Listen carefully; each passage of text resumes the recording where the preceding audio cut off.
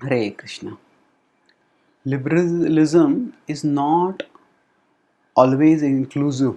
It can very well be exclusive.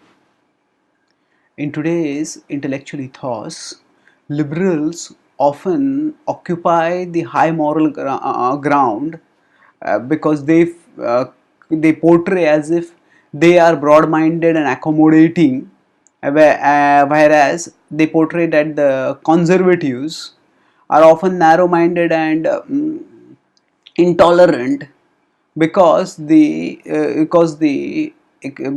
conservatives, they have their own belief systems based on which they decide that certain people are right, that certain things are right and certain things are wrong. That in this way they portray themselves as open-minded, as inclusive of diversities, whereas they portray traditionalists as exclusivist. Now there's definitely some truth to this depiction, especially when it comes to the aggressively monotheistic religions, which differentiate between the saved and the unsaved based on affiliation to certain institution, or based on some kind of doctrinaire creed with which one is expected to accept. So but they alone are not exclusivists. Sometimes even the so-called liberals can also become exclusivists. For example, consider the abortion debate. In this, the pro-choice lobby, those who say that the woman has the right to choose whether she wants to have a baby or not. So that pro-choice lobby, what does it do? It argues that actually they say that they're empowering the women by giving them the choice whether to be pregnant or not. But in that same case, what are they doing? They are actually demarcating demarcating when the embryo comes alive, the embryo becomes a person, and they decide whether the embryo has the right to life or not. So now, and this, if this sort of demarcation has to be based on neglecting the biological reality that the embryo, right from the moment of conception, has the potentiality to be fully human, like us, like you and me, and thus is worthy of the same protection, the same right to life that we all have. Now, in such a situation, how do we deal?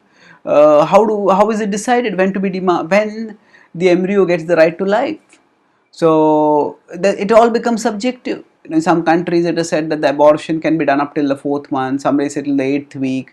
Some people say till the sixth month or whatever. So now there is no correlation between biological reality and the legislation.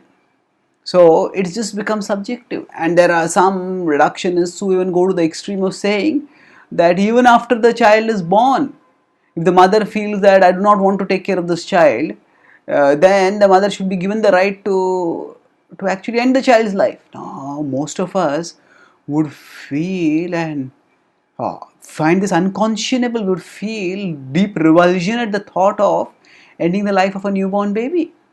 But then the baby, just before birth and after birth, is still a baby, and it is not that birth has made it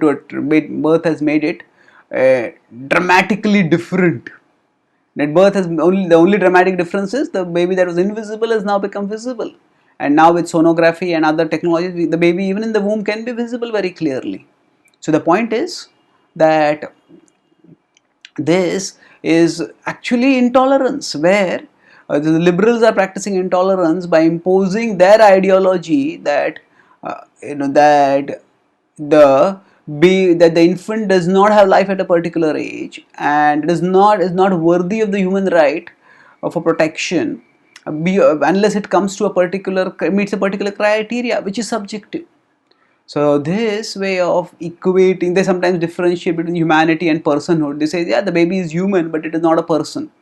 But what criteria is there for deciding when it becomes a person? There is no absolute criteria, and that side goes into subjective realm. And thus, this idea that this At this stage the baby is a person, at this stage the baby is not a person. This has no small resemblance to the faith-based religions, to the creed-based religions which say that these people are saved and these people are unsaved. And thus this liberals are in their own way not inclusivist but exclusivist. They cast as unacceptable, they cast as almost untouchable those who are on the those who don't agree with their belief system. The Bhagavad-gita contrasts positively with both the with both the exclusivist traditional religions and the exclusivist modern or postmodern liberals by according personhood, humanity, and the right to life to all living beings. The Bhagavad Gita 14.4 says that Sarvayonishu Kaunteya Murtayah Sambhavantiyah Tasam Brahma Mahad Aham Bija Pradah Pita.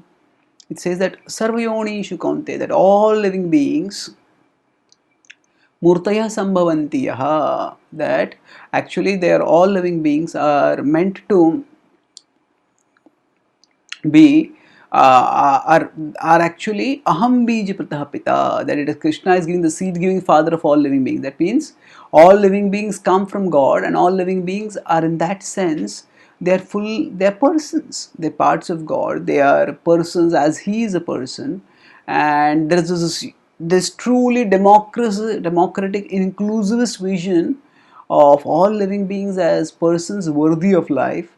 And thus it is neither conservatism nor liberalism that is truly inclusive, it is spirituality that is truly inclusive. Thank you. Hare Krishna.